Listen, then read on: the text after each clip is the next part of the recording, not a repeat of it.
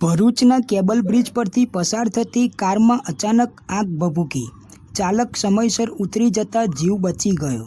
ભરૂચના cable bridge પર ગાડીમાંથી પસાર થતી એક કારમાં અચાનક આગ લાગતા દોડધામ મચી ગઈ હતી। સદનસીબે આગની ઘટનામાં કોઈ જાનહાનિ ન થતાં લોકોએ રાહતનો શ્વાસ લીધો હતો। આજરોજ બપોરના સમયે એક કાર ચાલક ભરૂચ નેશનલ હાઈવે પરથી પસાર થઈ રહ્યો હતો। આ સમય દરમિયાન કેબલ બ્રિજ પર ચાલક પહોંચતા જ ગાડીમાં અચાનક આગ ભભૂકી ઉઠી હતી। આગ લાગતા ચાલક સમય સૂચકતા વાપરી ગાડીને ઊભી રાખીને સમય સૂચકતા વાપરીને ગાડીની બહાર નીકળી ગયો હતો। ત્યારબાદ આગે ગાડીમાં વિકરાળ સ્વરૂપ ધારણ કરતા તે આગના જ્વાળાની મુખમાં આવી જતા તે આખી કાર આગમાં બળીને ખાખ થઈ ગઈ હતી।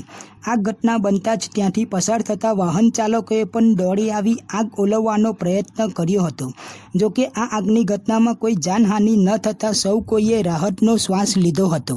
Reporting by Ketan Mehta, Bharuch.